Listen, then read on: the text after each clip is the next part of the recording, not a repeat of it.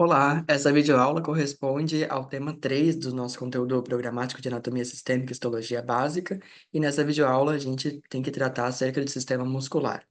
Cabe ressaltar que essa videoaula é apenas uma revisão e que os conteúdos dessa aula devem ser melhor trabalhados, melhor desenvolvidos pelos alunos através das bibliografias recomendadas, que são o Netter e o Shokoshi, além dos livros de texto como Platon. Como objetivos dessa videoaula, a gente tem que destacar quais são os grupos musculares de membros superiores e inferiores, da cabeça e do pescoço, da parede tóraco-abdominal e da pelve. Nessa videoaula, a gente vai destacar principalmente os grupos musculares de membros superiores e inferiores. Com relação aos grupos musculares de membros superiores e também entrando um pouco com relação aos músculos da parede torácica, a gente entra no primeiro grupo, que vai ser o grupo dos músculos da cintura escapular, onde a gente vai ter os músculos propriamente escapulares, é dizer, os músculos que estão vinculados diretamente à escápula, o trapézio, o deltoide, os redondos maior e menor, os romboides maior e menor e o dorsal grande. Nessa representação esquemática de Netter, a gente consegue observar o músculo trapézio num plano mais superficial, que tem inserções na base do crânio, na coluna vertebral e na espinha da escápula. Além disso, a gente observa também com inserções na escápula o músculo deltoides, também num plano mais superficial, e retirando esses dois músculos, a gente observa já os músculos mais profundos. Então, esses músculos do plano profundo vão contemplar os romboides, maior e menor, que têm a função de unir o borde medial, perdão, da escápula com a linha média, ou seja, com a coluna vertebral. A gente também tem o músculo elevador da escápula, que se une desde aqui do ângulo superior da escápula até na base do crânio, tem a função de elevar a escápula, como o próprio nome faz referência. A gente também tem os músculos supraespinoso e infraespinoso, que se unem, respectivamente, desde a fossa supraespinosa e infraespinosa até na cabeça do húmero. E nesse borde lateral da escápula, a gente tem a presença dos músculos redondo menor, que é superior, e maior, que é inferior, que unem o borde lateral da escápula com determinadas regiões da cabeça do húmero, sendo o redondo menor de uma inserção mais posterior no húmero e o redondo maior de uma inserção mais anterior no húmero. Ainda com relação ao grupo muscular da região da cintura escapular e do ombro, a gente tem que destacar um grupo de músculo denominado de manguito rotador. Esse grupo manguito rotador corresponde aos músculos que dão suporte para a articulação glenohumeral. E esse grupo de músculo do manguito rotador se compõe pelos músculos supraespinoso, infraespinoso, subescapular, que se inserta na região anterior da escápula, é dizer, na fossa subescapular, localizada na região anterior desse osso, e o músculo redondo menor, que corresponde, portanto, a esse pequeno músculo que parte do borde lateral da escápula e se inserta na região da cabeça do húmero. Com respeito aos músculos da parede anterior do tórax, a gente tem que destacar os músculos peitoral maior. Então, esse músculo peitoral maior ele tem inserções no borde inferior da clavícula, no externo, e termina insertando-se distalmente a nível do húmero. Ele se divide em fascículos, onde a gente vai ter as porções clavicular, as porções externo-costal e a porção abdominal desse músculo peitoral maior. Cabe destacar também um outro músculo da parede abdominal, que corresponde ao serrato anterior. Ele se chama serrato porque tem essa morfologia em serrote, né? Ou seja, que seus fascículos conformam esses dentes de serrote e que se estendem desde posterior a anterior, insertando-se nas costelas. Já com relação aos grupos musculares do membro superior propriamente dito, o primeiro grupo que a gente vê são os músculos do braço. É dizer, temos os grupos do braço que são anteriores e um único músculo posterior que vai ser o tríceps braquial. Com relação aos músculos da região anterior do braço, o primeiro músculo que a gente tem que descrever é o músculo bíceps braquial. Bíceps faz referência ao número 2, justamente porque esse músculo tem dupla inserção, denominada de cabeça curta e cabeça larga. Esse músculo tem inserção proximal, portanto, dupla, sendo a cabeça curta originada da apófise coracoide e a cabeça larga, que tem uma inserção proximal no borde superior da cavidade glenoide na escápula. Ambas porções do músculo terminam se fusionando nessa região mais distal do músculo e, na sua inserção distal, termina fazendo essa aponeurose, denominada de aponeurose bicipital, que se estende sobre o borde mais medial, passado a linha do cotovelo. A gente também tem o músculo coracobraquial, que também tem inserções na apófise coracoide, e no húmero termina insertando-se na região mais medial dele.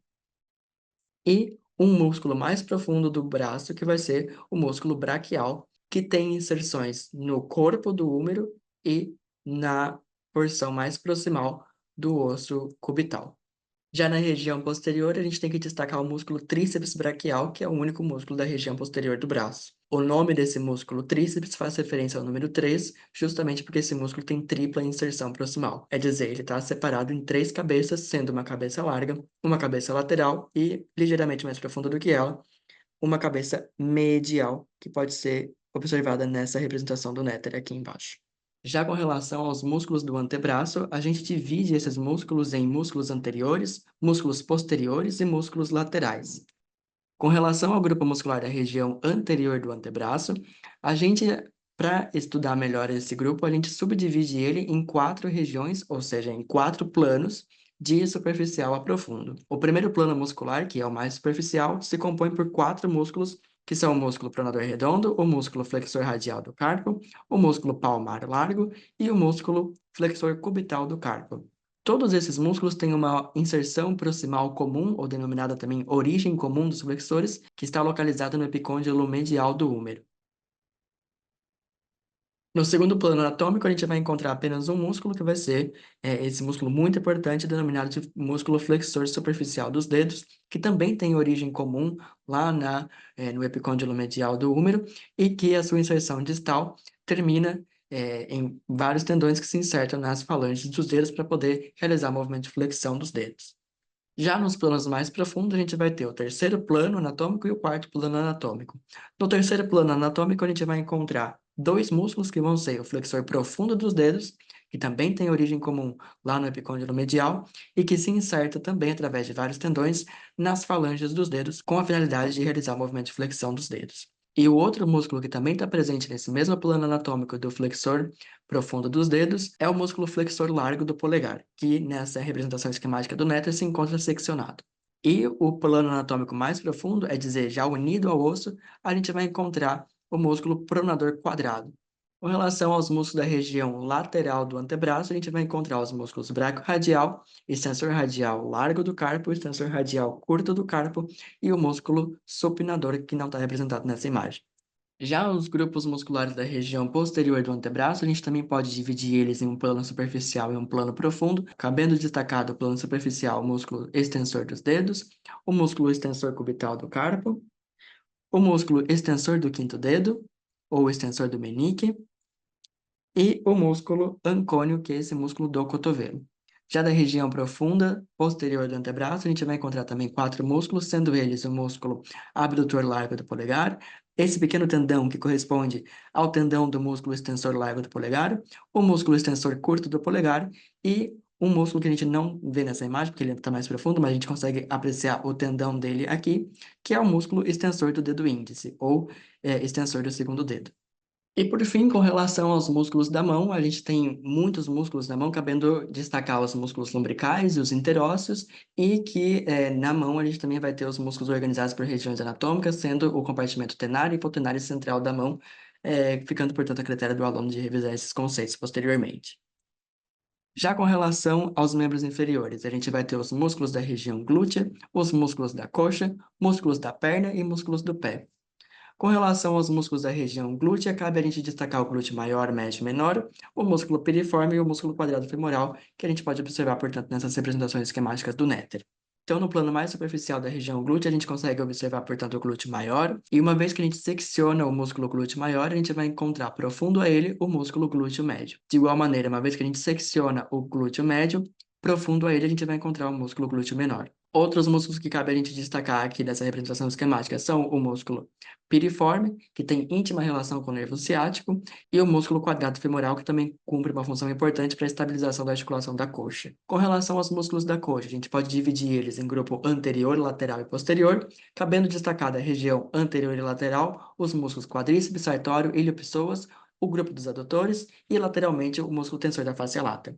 Nessa representação esquemática, a gente observa, portanto, uma coxa na região anterior e ligeiramente medial, cabendo a gente destacar dessa região anterior o músculo quadríceps, que a sua vez se compõe por quatro músculos, sendo eles o músculo vasto lateral, reto femoral e vasto medial.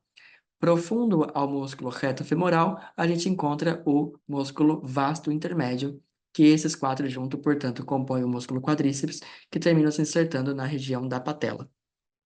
Outros músculos da região anterior que cabe a gente destacar são o sartório, que é esse músculo oblíquo que nasce da espinha ilíaca anterior e superior e que se inserta na região medial, né, a nível do joelho. O músculo iliopsoas ou psoas ilíaco, que corresponde à união do músculo ilíaco com o músculo psoas e que se inserta no trocânter menor do fêmur. O músculo pectíneo, que nasce da linha pectínea a nível do pubis. E o grupo dos músculos adutores. Da região lateral, cabe a gente destacar o músculo tensor da face lata, que se encontra principalmente na região mais proximal da coxa e que se estende através de um longo tendão, denominado de tracto iliotibial, para sua inserção a nível da articulação do joelho.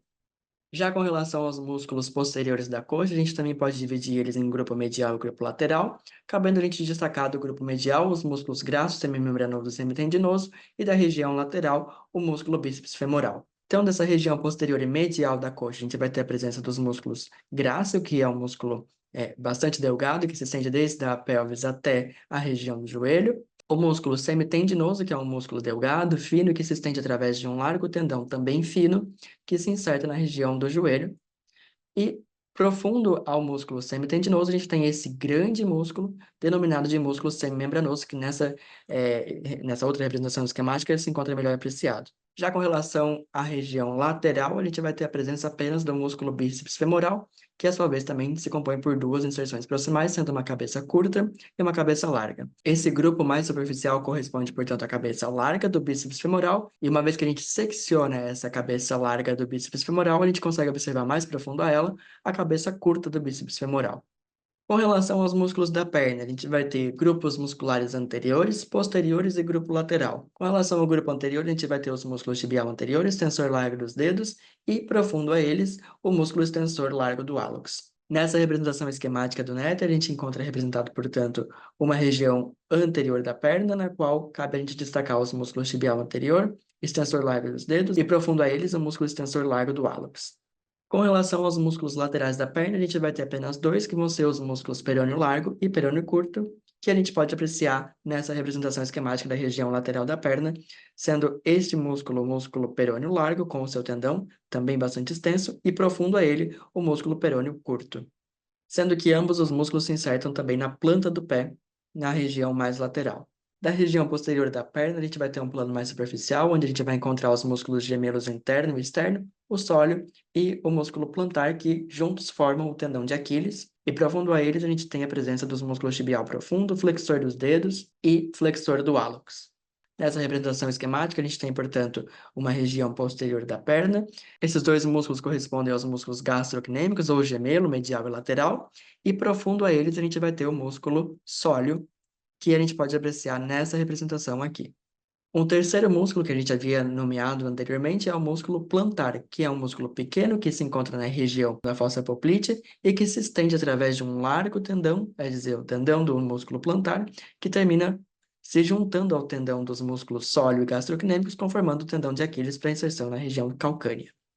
E com relação ao plano profundo da região posterior da perna, a gente vai ter o músculo poplíteo, que se encontra na região poplítea, e na região da perna, com inserção no pé, a gente vai ter os músculos flexor largo dos dedos, o músculo tibial posterior e o músculo flexor largo do hálux. O tendão desses três músculos passam pelo canal retromaleolar interno e se insertam em diferentes regiões da planta do pé.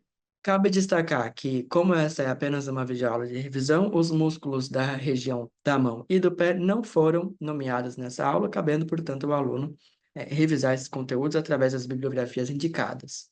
E com esse último slide, a gente finaliza a revisão da anatomia dos grupos musculares mais importantes. Eu espero que essa videoaula ajude a ter uma maior elucidação de quais são os grupos mais importantes, quais são os músculos mais importantes, onde eles se encontram. E deixo destacado novamente que nas bibliografias recomendadas existe uma descrição exaustiva com relação aos músculos que não foram destacados nessa videoaula, cabendo, portanto, ao aluno ter uma maior atenção para a descrição dos músculos da mão, do pé e da região torácica, abdominal e pélvica. Cabe destacar que, como essa videoaula é apenas uma revisão dos grupos musculares mais importantes para a anatomia sistêmica e principalmente do sistema locomotor, os músculos da região da mão, do pé, da caixa torácica, Abdominais e pélvicos não foram incluídos nessa videoaula, cabendo, portanto, o aluno revisá-los posteriormente através das bibliografias recomendadas. Muito obrigado e qualquer dúvida pode me mandar um e-mail.